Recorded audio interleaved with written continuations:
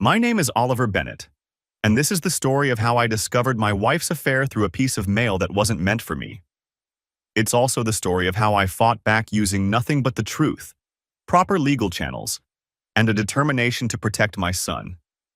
What happened to my family might sound like fiction, but every word of this account is real. I'm 39 years old, a freelance graphic designer living in Portland, Oregon's Hawthorne district. My wife Hannah is 36, a curator at the Portland Art Museum. We've been married 13 years and have a 10-year-old son named Lucas, who inherited both our artistic genes and Hannah's stubborn streak. Portland has always been our kind of city.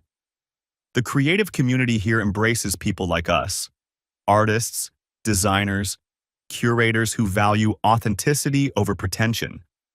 We bought our craftsman house 8 years ago for $485,000, and watching it appreciate to around $650,000 has been one of our few smart financial moves. The $2,100 monthly mortgage payment still makes me wince sometimes, especially during slow freelance months, but Hannah's $68,000 from the museum combined with my $75,000 in design work keeps us comfortable. Our life had a rhythm. Hannah would curate exhibitions, attend gallery openings, and schmooze with collectors while I handled the day-to-day design work from my home studio. We collaborated professionally, too. I designed promotional materials for her shows, and she connected me with cultural institutions needing branding work. Lucas thrived in this environment, showing real artistic talent and spending weekends with us visiting museums and art fairs throughout the Pacific Northwest. Looking back, I can pinpoint exactly when things started changing. It was 8 months before everything fell apart, when Hannah got promoted to senior curator. The promotion came with increased responsibility for major exhibitions and, apparently, access to an entirely different social circle. "Oliver, you should see some of the collectors who come through now," Hannah said one evening as she touched up her makeup before heading out to another gallery event. "These people own original Pollocks, Rothkos hanging in their living rooms like it's nothing." "Sounds intimidating," I replied, looking up from the brewery logo I was designing. "Want me to come with you tonight?" "Oh, this one's pretty exclusive. Board members and major donors only." She kissed my forehead. "Rain check?" The rain checks started piling up. Hannah's schedule became packed with evening gallery events, weekend art installation supervisions, and private collector dinners. She began talking about artists and pieces I'd never heard of, using terminology that felt increasingly foreign. When I'd try to contribute to these conversations, she'd get this look, not quite condescending, but close enough to sting. "It's different when you're working with people at this level," she'd explain. "The stakes are higher, the conversation's more sophisticated." I told myself it was just career growth, that she was finding her place in Portland's upper echelons of the art world. But I couldn't shake the feeling that she was also finding reasons to exclude me from that world. The name James Sterling first came up about 7 months ago.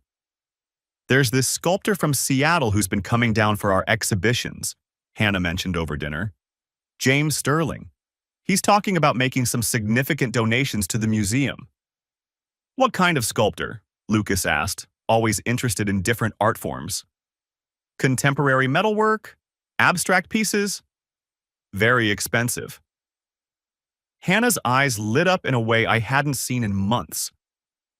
"He has this incredible eye for emerging artists, and the resources to actually support them." Lucas nodded, but I noticed Hannah didn't actually describe the art itself, just its price tag and the artist's resources. That struck me as odd for someone who usually talked about artwork with passion and technical knowledge. James Sterling's name started appearing in Hannah's conversations with increasing frequency. He was donating pieces to the museum. He was funding an upcoming retrospective. He was taking Hannah and other curators to private studio visits. He had opinions about exhibition layouts that Hannah found incredibly insightful. "Maybe I should meet this guy," I suggested one Saturday morning as Hannah prepared for another James Sterling-related event. "He sounds like someone who might need design work." "Oh, I don't think he's really looking for that kind of thing," Hannah said quickly. His aesthetic is very specific. High-end gallery material, you know? I didn't know, actually. But I was beginning to understand that my commercial design work, the brewery logos, small business branding, concert posters, was being categorized as something lesser in Hannah's evolving worldview. The financial secrecy started around the same time. Hannah opened a separate health savings account, claiming it was for work-related medical expenses that might come up during stressful exhibition periods. She also got a new credit card with paperless billing. "Just trying to organize things better," she explained when I noticed the new card in her wallet. "Keep work expenses separate from family stuff." It made sense on the surface. Hannah had always been organized about finances, and with her increased responsibilities, having clear expense tracking seemed reasonable. But when I asked to see the statements to understand our overall budget, she'd wave me off. "It's mostly just work dinners and transportation to collector meetings. Nothing you need to worry about." By the third month of this new arrangement, our joint checking account was seeing less of Hannah's income while she claimed higher work-related expenses. The difference wasn't dramatic, maybe $800 to $1,000 monthly, but it was noticeable for someone like me who tracked every dollar. "Are you getting reimbursed for these work expenses?" I asked during one of our monthly budget reviews. "Some of them. The museum covers certain things, but you know how it is with cultural institutions. They expect curators to invest in relationship building." I didn't know how it was, actually. My freelance clients paid expenses or they didn't. But Hannah's tone suggested I wouldn't understand the sophisticated world of museum politics. The Tuesday evening that changed everything was March 21st. I remember it specifically because I was working late on a logo design for a local brewery, one of those lesser commercial projects that was actually paying our mortgage. Hannah had left an hour earlier for what she called an important collector dinner downtown. "Don't wait up," she'd said, kissing my cheek. "These things can run late, and James wants to discuss the retrospective timeline." I'd nodded and returned to my design work, pushing down the familiar frustration of being excluded from yet another aspect of my wife's professional life. Lucas was already asleep, and the house felt particularly quiet as I worked through logo variations on my computer screen. That night, Hannah didn't come home until after 2 a.m. I heard her car in the driveway and listened to her carefully quiet footsteps on the stairs.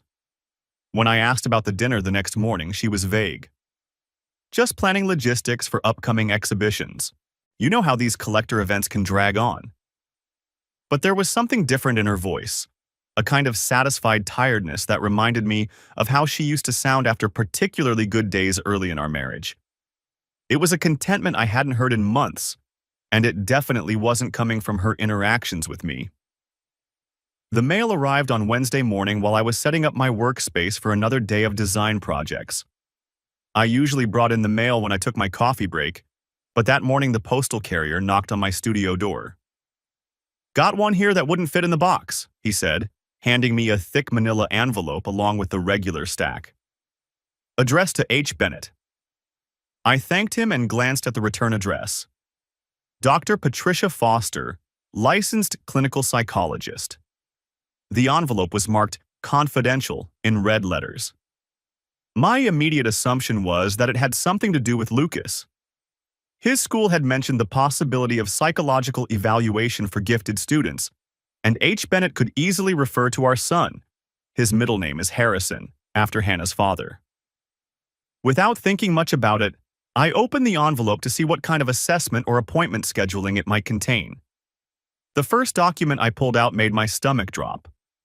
It was a therapy session summary, clearly marked with Hannah's full name and our home address. The header indicated it was from Dr. Patricia Foster's clinical practice, dated 6 months ago. Below that, in clinical language that seemed to detach itself from the reality of my life, was a summary of my wife's mental state and the reason for her therapy sessions. Patient expresses significant guilt over ongoing deception of spouse regarding extramarital relationship. Reports relationship with Jay becoming serious, discussing relocation arrangements, Patient demonstrates classic symptoms of anxiety related to maintaining dual commitments while planning exit strategy. I read those words 3 times before they fully registered. Then I sat down heavily in my desk chair and read the entire document. Hannah had been seeing Dr. Foster for weekly therapy sessions for 6 months. The clinical notes documented her struggle with guilt over lying to me, her growing emotional investment in someone identified only as Jay, and her anxiety about the financial implications of leaving our marriage. There were references to previous sessions, treatment plans, and insurance claims I'd never seen. With shaking hands, I went through the rest of the envelope's contents. There was an insurance claim form showing Dr. Foster's practice billing our insurance company for weekly sessions at $160 each. There was also a treatment summary indicating Hannah's therapy had begun 10 months ago, initially focused on work stress and relationship anxiety, but evolving into sessions about managing deception and planning life transitions. 10 months. Hannah had been planning to leave our marriage for 10 months while I'd been worrying about whether we could afford Lucas's art classes. I pulled out my laptop and logged into our insurance account. Hannah had switched to paperless billing 8 months ago, claiming it was more environmentally responsible. All the explanation of benefit statements for Dr. Foster's practice had been going to Hannah's new separate email address, an address I didn't even know existed. The financial trail was staggering. Over 6 months, Hannah had incurred $3,200 in therapy costs, not including whatever she'd paid out of pocket for sessions that exceeded our insurance coverage. This explained at least part of the mysterious work expenses that had been draining her income. But the money was nothing compared to the betrayal laid out in clinical detail across these professional documents. Hannah hadn't just been having an affair. She'd been systematically planning our family's destruction while maintaining the facade of marriage counseling that could have helped us. Instead of addressing problems in our relationship, she'd been preparing to abandon it. I spent the next hour reading through Dr. Foster's notes, each detail cutting deeper than the last. Patient reports attraction to Jay's financial security and cultural sophistication. Describes current spouse as limiting to her professional growth and social aspirations. Expresses fear of poverty if marriage ends, but increasing confidence that relationship with Jay offers long-term stability. Patient discusses timeline for disclosure to spouse, weighing optimal moment against Jay's establishment in Portland cultural scene. Reports coordinating exhibition schedules with personal relationship decisions. Patient exhibits significant anxiety about impact on child, but maintains that relocation to higher socioeconomic environment would benefit family long-term. Demonstrates rationalization patterns typical of individuals justifying harmful behavior through perceived future benefits. The clinical language made it worse somehow. Hannah's betrayal was being documented with the same professional detachment as a broken bone or a routine physical exam. But these weren't symptoms. They were calculated decisions to deceive me while I worried about our budget and took care of our son. The most devastating notes came from more recent sessions. Patient reports increased physical intimacy with Jay and decreased emotional availability to spouse. Acknowledges spouse's growing isolation but maintains that honest disclosure would be premature, given uncertain timeline for Jay's commitments to Portland scene. I closed the laptop and sat in my studio for a long time, watching the rain streak down the windows. 10 months of marriage while my wife planned her exit strategy. 10 months of me trying to be supportive of her career growth, while she systematically excluded me from her professional life. 10 months of wondering why she seemed distant while she was literally receiving professional guidance on how to manage her deception. The anger came in waves. First at Hannah for the betrayal, then at myself for missing the signs. Then at the entire situation that had reduced my family to clinical notes in a therapist's file. But underneath the anger was something more useful. Clarity. I finally understood why Hannah had become so secretive about her finances, why she'd started talking about her colleagues and their world as something I couldn't comprehend, why she'd been coming home late with that satisfied tiredness. She'd been building a parallel life while I'd been designing logos and taking care of our son. But I also realized something else. Hannah's therapy records weren't just evidence of betrayal. They were evidence of systematic deception that could have legal implications. If she'd been using our family resources to plan her exit strategy while hiding assets and income, there could be consequences beyond the emotional devastation. I carefully put all the documents back in the envelope and locked it in my studio filing cabinet. Then I did something I'd never thought I'd need to do. I started researching divorce attorneys. That evening, Hannah came home at her usual time, around 7:30. She kissed my cheek and asked about my day while warming up leftover takeout for dinner. "How was the museum today?" I asked, watching her face carefully. "Busy. We're finalizing details for the spring retrospective.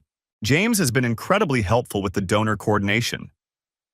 Her voice had that same satisfied tone I'd heard the night before. She was happy, genuinely happy, in a way she hadn't been with me in months. But now I knew why. "That's great," I said. "Sounds like he's really invested in the museum's success." He is. It's refreshing to work with someone who really understands the vision for what we're trying to accomplish. The casualness of her deception was almost more shocking than the affair itself. Hannah was sitting at our kitchen table, eating food I'd paid for, talking about her lover's involvement in her career while our son did homework upstairs. And she was doing it with the same tone she might use to discuss grocery lists or weekend plans. "I might be late tomorrow night too," she continued. "We're meeting with some potential new donors for the contemporary collection."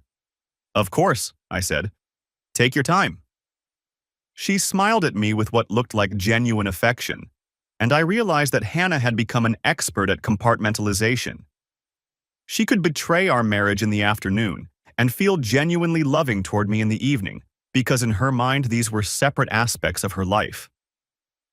The therapy records had documented this pattern, her ability to maintain emotional distance from the consequences of her actions by treating them as distinct and unrelated events. But I was done being compartmentalized. That night, after Hannah fell asleep beside me, I lay awake planning my next moves. I had evidence of a systematic affair, financial deception, and plans to relocate my son to another state. More importantly, I had professional documentation of all these things created by a licensed therapist who had a legal obligation to maintain accurate records. Hannah had been planning her exit strategy for 10 months. Now it was time for me to plan mine. The next morning, I called Michael Torres, a divorce attorney whose name I'd found through an online search of Portland family law practices. His receptionist scheduled me for a consultation that afternoon during Lucas's school hours. Torres's office was in a downtown building that managed to feel both professional and approachable. The man himself was probably 50, with graying hair and the kind of steady demeanor that suggested he'd seen every possible variation of marital disaster. "Mr. Bennett," he said, shaking my hand. "What brings you in today?" I pulled out the envelope and placed it on his desk. "My wife's been having an affair for 10 months. She's been seeing a therapist to help her manage the deception, and I accidentally received her therapy records in the mail." Torres raised an eyebrow. "That's an unusual way to discover infidelity. How did you come to have these records?" I explained the mail delivery error and my assumption about Lucas's evaluation. Torres nodded and carefully reviewed each document, taking notes as he read. "These are legitimate clinical records," he said after 20 minutes, "created by a licensed therapist for therapeutic purposes. The question is whether they're admissible in divorce proceedings and what they tell us about your wife's behavior." "What do they tell you?" "Several things. First, your wife has been systematically planning to end your marriage while maintaining the appearance of commitment. Second, she's been using family resources to facilitate this deception. Third, She's considering relocating your son to another state without your knowledge or consent. He looked up from the notes. Oregon is a no-fault divorce state, which means the adultery itself won't affect property division. But financial misconduct and child welfare issues are different matters. Torres explained that Oregon divorce law focused on equitable distribution of assets and the best interests of children. While Hannah's affair wouldn't directly impact our property settlement, her financial deception could. The money she'd spent on therapy to manage her affair, plus any other undisclosed expenses related to her relationship with Jay, could be considered dissipation of marital assets. The bigger concern is the child custody implications, Torres continued. If your wife is planning to relocate your son without proper legal procedures, that suggests either poor judgment or willful disregard for his stability. Family courts take that very seriously. He recommended that I immediately issue a spoliation letter to Dr. Foster's office, legally requiring them to preserve all therapeutic records related to Hannah's treatment. This would prevent any attempt to destroy or alter evidence if Hannah became aware of my knowledge. I also want to understand the scope of your wife's deception, Torres said. These therapy records suggest financial misconduct, but we need to document the full extent. I recommend a complete audit of your family finances, including any accounts or expenses you might not be aware of. Torres explained that my next steps should be methodical and legally sound. First, preserve all evidence. Second, document the financial misconduct. Third, investigate Hannah's plans regarding Lucas's potential relocation. Fourth, prepare for custody evaluation if necessary. One more thing, Torres said as I prepared to leave. You mentioned your wife works at the Portland Art Museum and that this J person is apparently involved in exhibition planning. If there's a professional relationship between a curator and a donor that's influencing museum decisions, there could be ethical violations involved. Cultural institutions have strict conflict of interest policies. This hadn't occurred to me, but it made sense. Hannah's therapy records indicated that her relationship with Jay was affecting her professional decisions, including exhibition timelines. If James Sterling was making donations to the museum while having an affair with a curator who controlled those exhibitions, both of them could be violating institutional ethics policies. Should I report this to the museum? I asked. Let's gather more information first. If we're going to raise professional ethics concerns, we want to be certain of our facts and timing. I left Torres's office with a clear plan and a growing sense of control over the situation. For 10 months, Hannah had been managing our family's dissolution through careful planning and professional guidance. Now I had professional guidance too, and unlike Hannah's therapist, my attorney was focused on protecting my rights rather than enabling my deception. That afternoon, I began my own investigation. I started by reviewing 3 years of bank statements, credit card bills, and financial records. The pattern was subtle but clear. Beginning about 10 months ago, Hannah's financial behavior had changed significantly. The separate health savings account and credit card were just the beginning. Hannah had also opened an individual checking account at a different bank, started using a separate cell phone plan, and begun claiming significantly higher work-related expenses. Over the past 10 months, she'd diverted approximately $8,000 in family income toward expenses I couldn't account for. But the financial investigation revealed something else interesting. I found records of several large charitable donations made to the Portland Art Museum by James Sterling's foundation, all clustered around specific dates that corresponded to Hannah's exhibition announcements. In September, Sterling donated $150,000 3 days before Hannah announced the contemporary sculpture exhibition. In December, his foundation contributed $200,000 the week before the retrospective exhibition was formally approved. The pattern was too precise to be coincidental.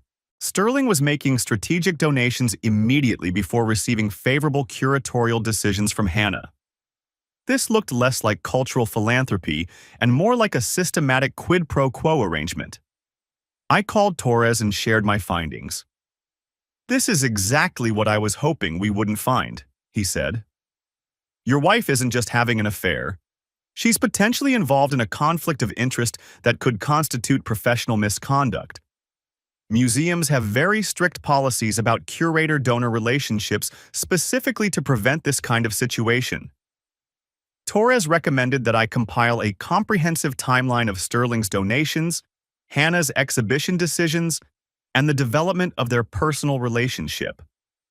If the correlation was as clear as it appeared, we would have grounds for formal complaints to the museum's ethics committee and board of trustees.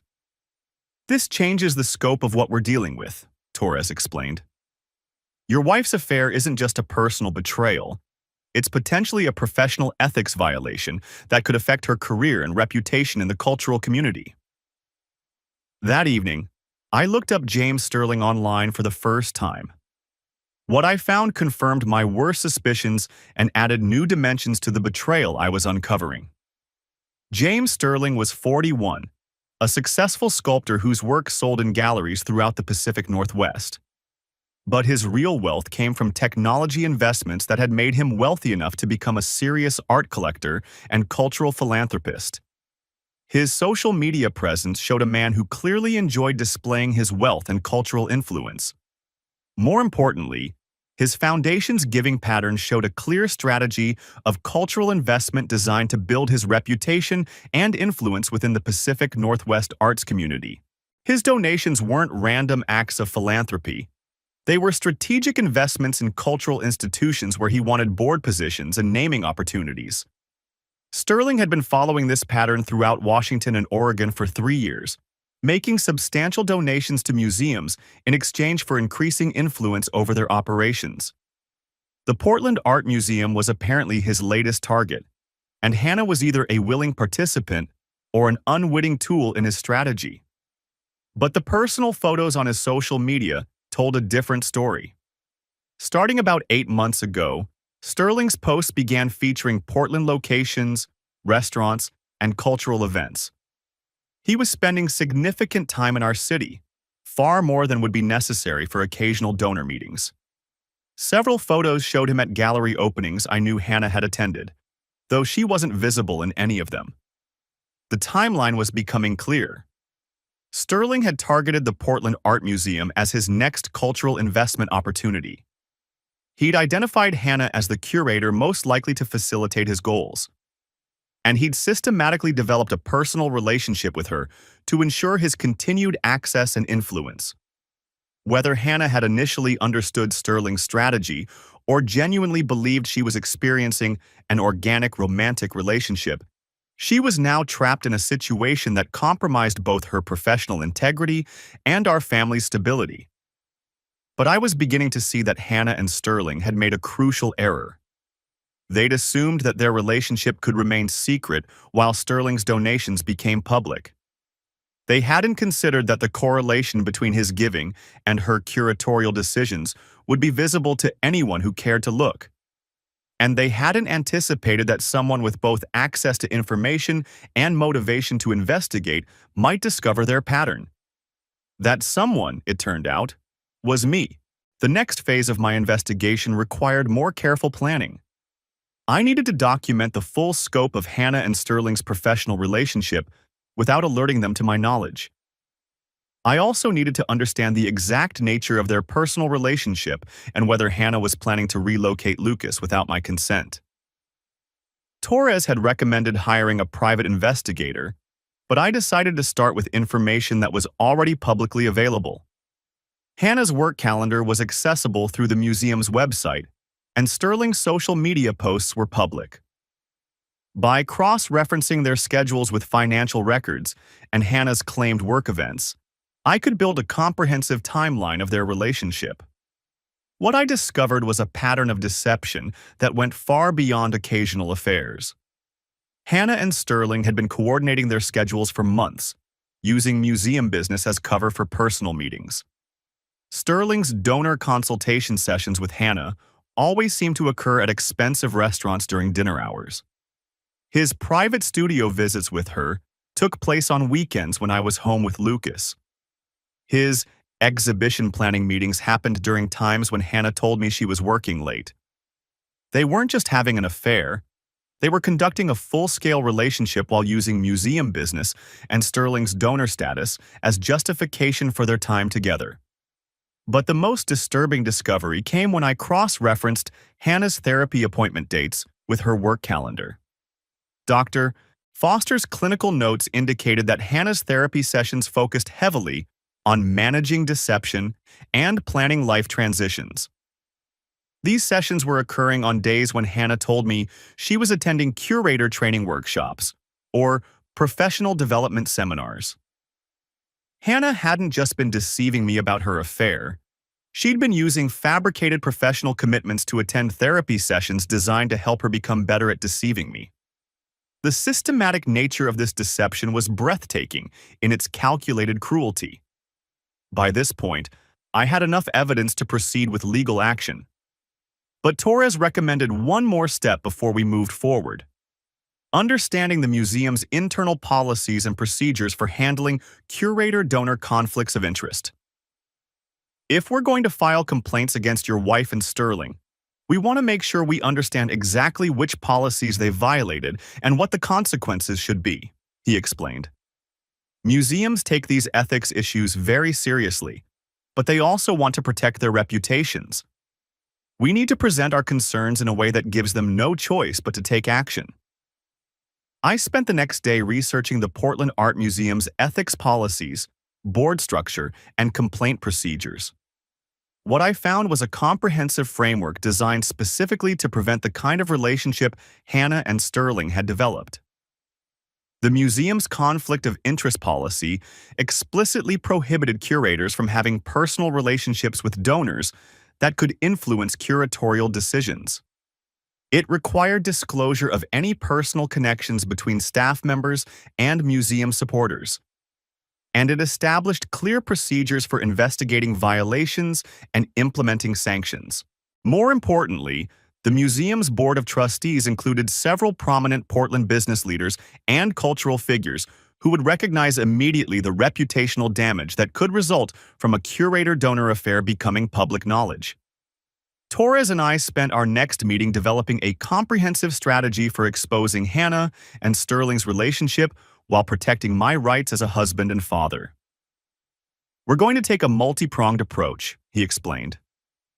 First, we'll issue the spoliation letter to Dr. Foster's office to preserve all therapeutic records.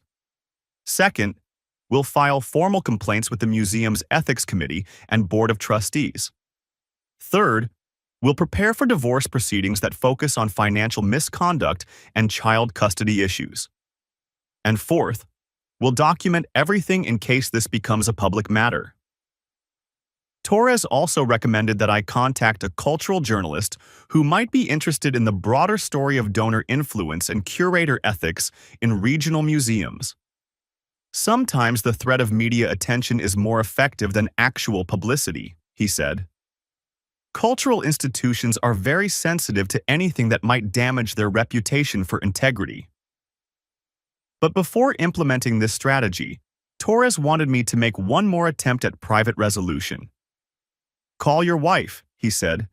Tell her you know about the affair and that you want to discuss separation arrangements privately before involving outside parties. Give her a chance to end this relationship and work out custody and financial agreements without destroying her career. I was reluctant to give Hannah any warning, but Torres's logic made sense. If Hannah was willing to end her relationship with Sterling and work out reasonable terms for divorce and custody, we could avoid the professional destruction that would result from public exposure of their ethics violations. That evening, I waited until Lucas was asleep before approaching Hannah in our bedroom. We need to talk, I said, sitting down across from her. She looked up from her book with mild curiosity. What's on your mind? I know about James Sterling. The change in Hannah's expression was immediate and complete. The mild curiosity vanished, replaced by what looked like genuine panic. Oliver, I know about the affair. I know about the therapy sessions. I know about the donations timed to match your exhibition decisions. I know about your plans to relocate to Seattle. Hannah's face went through several expressions: shock, fear, anger, and finally a kind of resigned exhaustion. "How long have you known?" she asked quietly. "Long enough to understand the scope of what you've been doing. Long enough to document the financial misconduct and professional ethics violations. Long enough to consult with a divorce attorney and understand my legal options." Hannah sat silent for several minutes, and I could almost see her calculating her response. Finally, she looked at me with something approaching her old honesty. "It wasn't supposed to happen this way," she said. "James and I started as professional colleagues.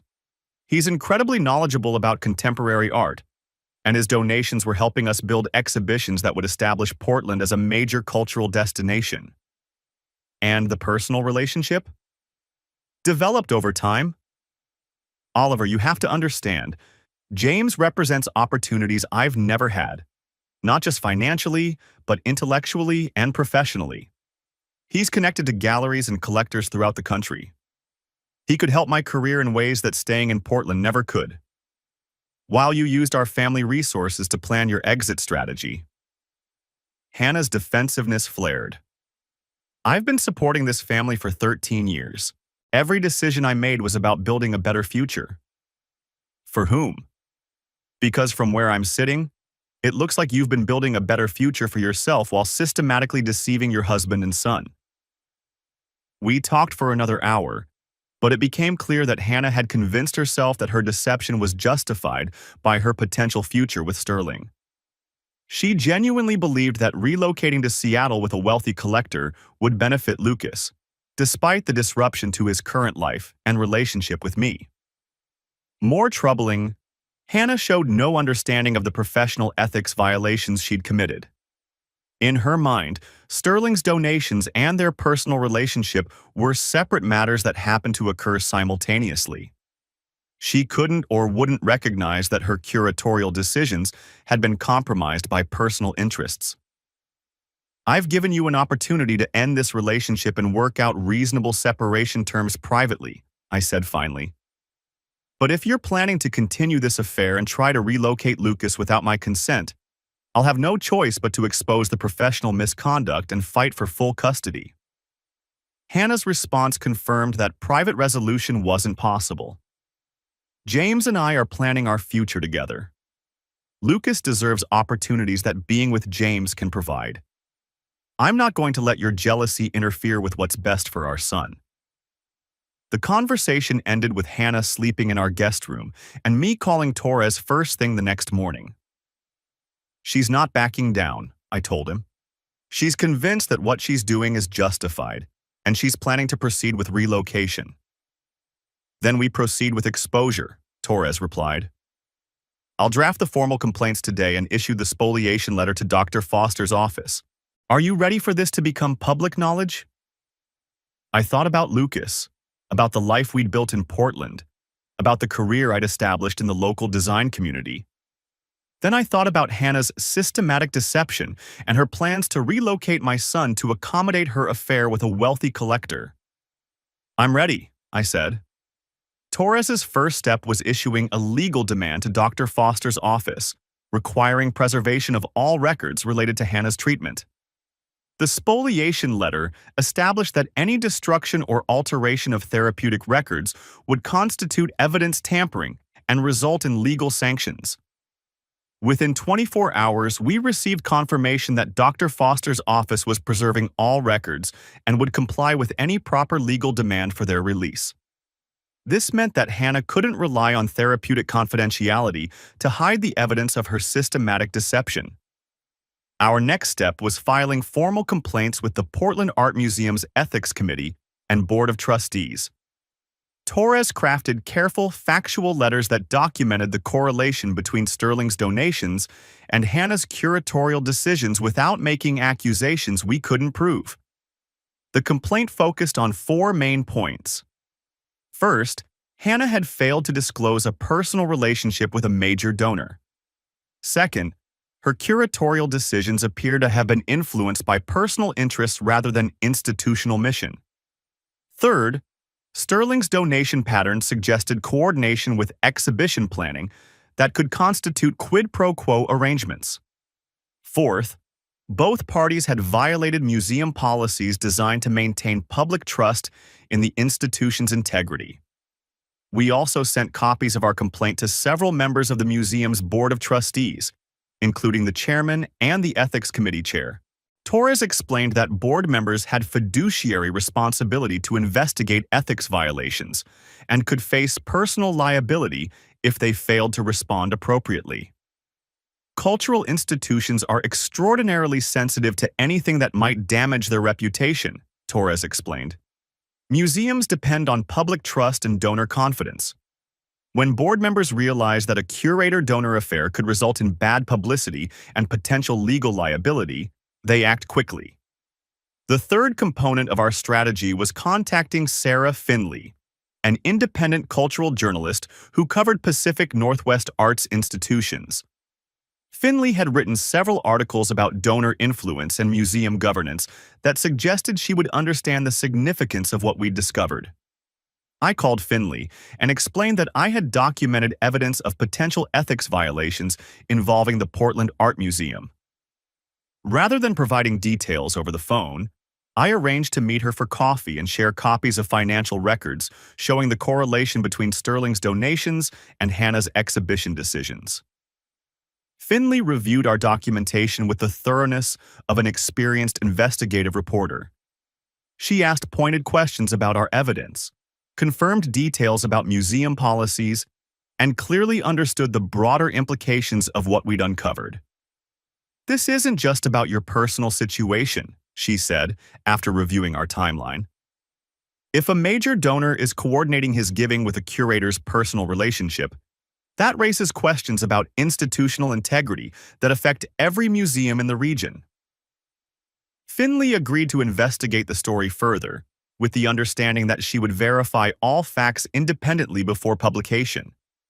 Torres had advised me to share only publicly verifiable information with the journalist, avoiding any details about Hannah's therapy records or our private conversations. "The goal isn't to destroy your wife's reputation," Torres explained. "The goal is to establish that museum policies were violated and that appropriate consequences should follow.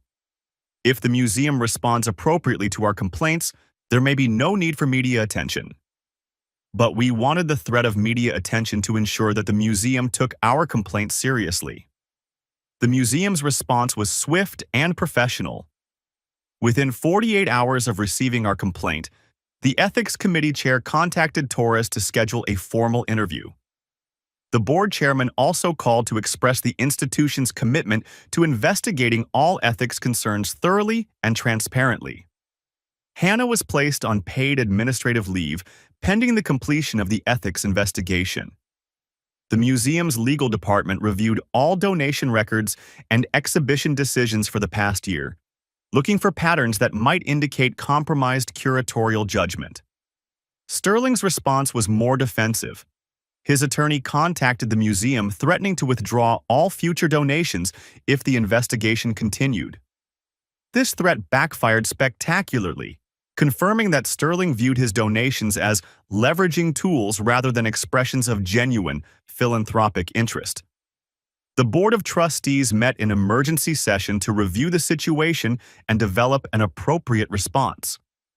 According to Sarah Finley's reporting, several board members expressed concern that Sterling's threats revealed exactly the kind of donor manipulation the museum's ethics policies were designed to prevent.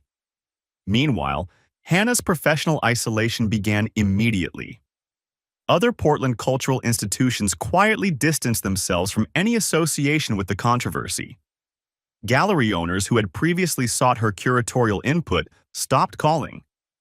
Professional invitations dried up as the arts community waited to see how the investigation would resolve. Sterling tried to manage the damage by claiming that his donations were unrelated to his personal relationship with Hannah. But the timeline we documented made this claim implausible. His giving pattern was too precise and the timing too convenient to be coincidental. More damaging for both of them was the discovery that Sterling had been following this same pattern of strategic giving at other regional museums. His foundation's donation records showed similar clusters of contributions immediately before receiving favorable treatment from cultural institutions throughout Washington and Oregon. This pattern suggested that Sterling's affair with Hannah wasn't an isolated incident, but part of a broader strategy of using personal relationships to influence cultural institutions. The Portland Art Museum's board realized they were dealing with a sophisticated manipulation scheme rather than a simple ethics violation. The museum's final report concluded that both Hannah and Sterling had violated institutional policies regarding curator-donor relationships. Hannah had failed to disclose a personal relationship that affected her professional judgment. Sterling had used donations to influence curatorial decisions through improper personal relationships. The consequences were severe but appropriate. Hannah was offered the opportunity to resign rather than face termination, which she accepted. Sterling was permanently banned from making donations to the museum, and his name was removed from all exhibition materials and donor recognition displays. More significantly, the museum board implemented new policies requiring disclosure of any personal relationships between staff members and donors, regardless of whether those relationships appeared to influence institutional decisions. They also established clear protocols for investigating ethics violations and protecting whistleblowers who reported potential misconduct. Sarah Finley's article about the situation was published 3 weeks after our initial complaint. Her reporting focused on the broader issues of donor influence and institutional integrity rather than the personal details of Hannah and Sterling's affair. But the article clearly established that both individuals had violated museum policies and that the institution had responded appropriately. The publicity effectively ended both Hannah's career prospects in Portland and Sterling's influence within the regional cultural community.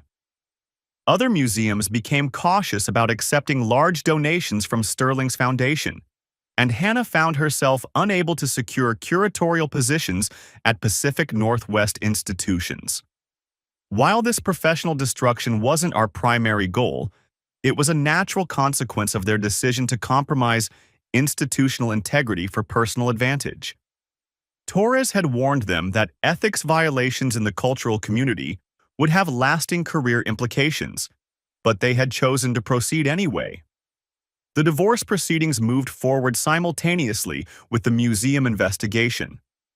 Oregon's no-fault divorce laws meant that Hannah's adultery didn't directly affect property division, but her financial misconduct did. The court reviewed our documentation of Hannah's hidden expenses, separate accounts, and diversion of family income toward facilitating her affair. While $8,000 wasn't a massive amount, the systematic nature of the deception demonstrated a pattern of financial dishonesty that influenced the final settlement. More important was the custody evaluation. Lucas had been disrupted enough by the separation and Hannah's sudden job loss. The court-appointed child psychologist found that relocating him to Seattle to accommodate Hannah's relationship with Sterling would be harmful to his emotional development and school stability. The custody arrangement awarded me primary physical custody with joint legal custody shared between Hannah and me. Lucas would spend weekends and school holidays with Hannah, but his primary residence would remain in Portland where his school, friends, and extended support network were established. Hannah initially fought this arrangement, arguing that Sterling's wealth could provide Lucas with educational and cultural opportunities unavailable in Portland. But the court found that stability and attachment relationships were more important than financial advantages, especially when those advantages came through a relationship that had already demonstrated poor judgment and ethical compromises. The financial settlement divided our assets equitably, with me retaining the family home due to having primary custody of Lucas. Hannah received her portion of our equity and retirement savings, but she was also responsible for repaying the family funds she'd diverted toward her affair-related expenses. Sterling disappeared from the Portland cultural scene entirely, returning to Seattle where his reputation had also suffered. His plans for museum board positions and cultural influence were derailed by the ethics scandal, and his attempts to establish a cultural legacy through strategic philanthropy had backfired completely. Hannah eventually found work with a commercial interior design firm in Phoenix, a significant step down from her museum curator position, but the only opportunity available given her damaged reputation in the cultural community. She relocated there 6 months after our divorce was finalized, maintaining her scheduled visits with Lucas through video calls and planned vacations. The divorce was finalized 8 months after I'd accidentally received Hannah's therapy records in the mail. Throughout this period, Lucas had remained my primary focus. Child psychologists and family counselors helped him understand that his parents' divorce wasn't his fault, and that both of us would continue to love and support him despite living separately. Lucas adjusted remarkably well to our new arrangements. Having a consistent home base with me while maintaining regular contact with Hannah seemed to provide the stability he needed during a difficult transition. His art projects became a way for him to process the family changes, and his teachers reported that he was thriving academically and socially. 6 months after the divorce was finalized, I received an unexpected opportunity that validated my decision to fight for our family's integrity.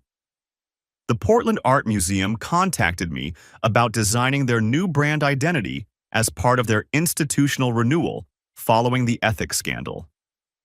"We want to work with someone who represents authentic Portland values," the interim director explained. "Your handling of this situation demonstrated exactly the kind of integrity we want to rebuild our reputation around." The museum rebranding project led to additional work with other cultural institutions throughout the Pacific Northwest.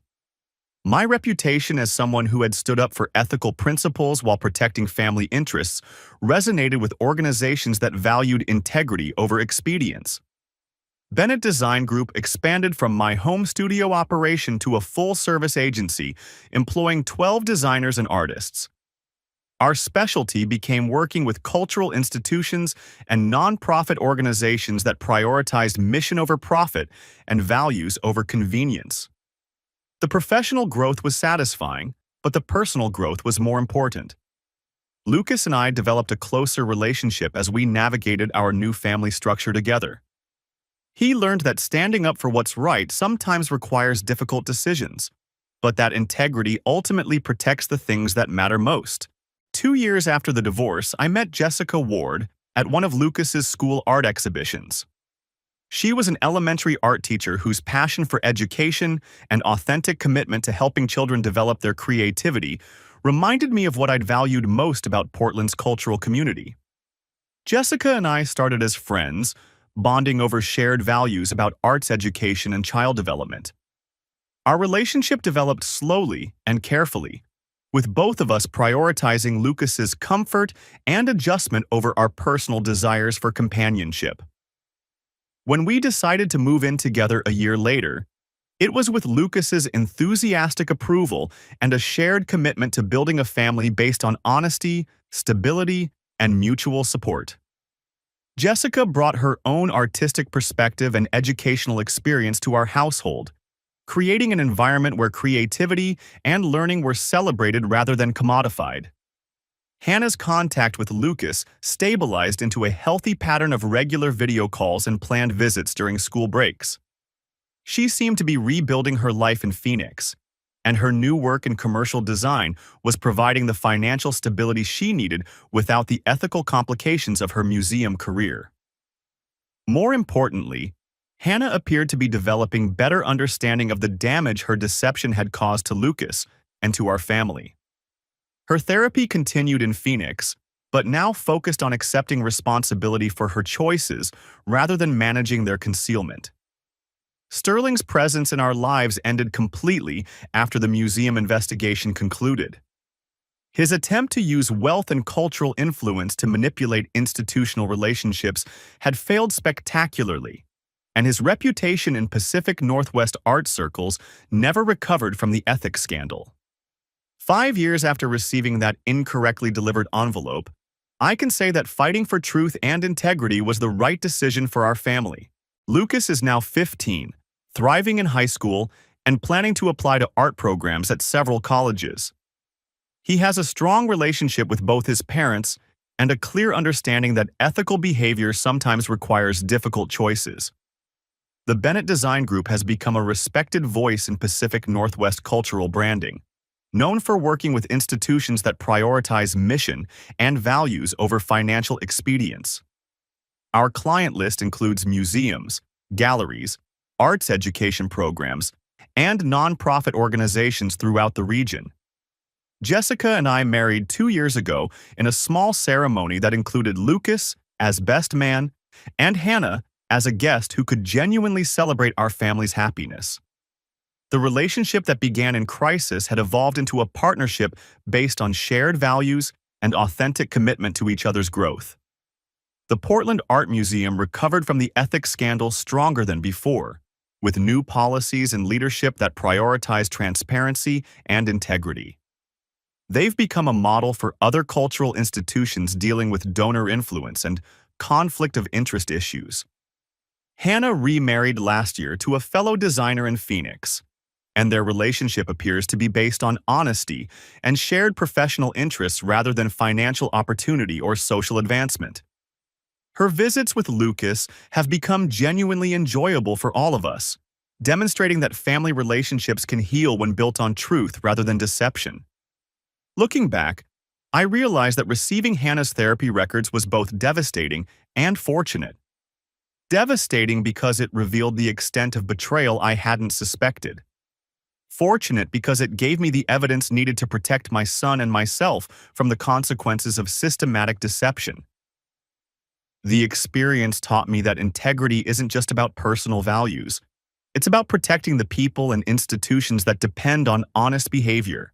Hannah and Sterling's affair might have been a private matter, but their decision to compromise museum ethics and family stability made it a public concern that required decisive action.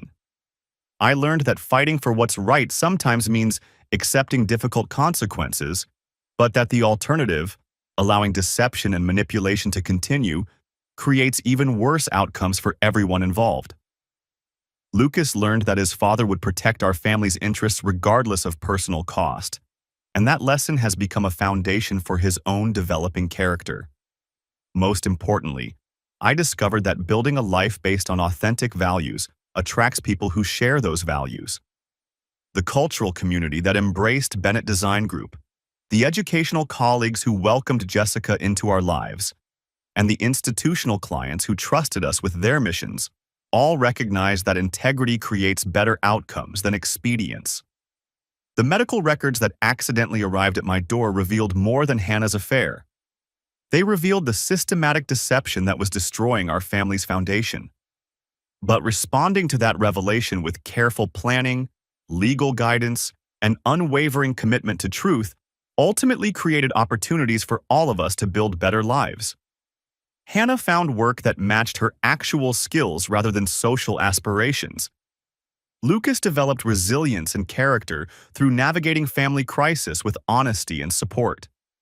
Jessica and I built a partnership based on shared values rather than romantic fantasy.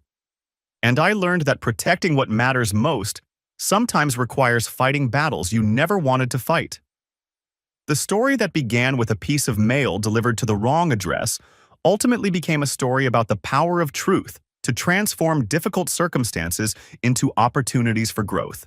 That transformation wasn't easy or immediate, but it was authentic and lasting in ways that Hannah's deception could never have been. Today, our family includes Jessica and me, Lucas, who splits his time between Portland and Phoenix, and Hannah, who has rebuilt her life around honest relationships and work that reflects her actual talents rather than her social ambitions. We've all learned that integrity creates possibilities that deception destroys, and that lesson continues to guide our decisions years after the crisis that taught it to us. The envelope marked "confidential" that started this story was intended to help Hannah manage her deception more effectively. Instead, it became the tool that allowed truth to prevail and our family to rebuild itself on a foundation that could actually support our future growth. Sometimes the most devastating discoveries create opportunities for the most important transformations, if you have the courage to pursue truth rather than convenient fiction. That courage was the most valuable thing I learned from the worst experience of my life, and it continues to guide every decision I make for our family's future.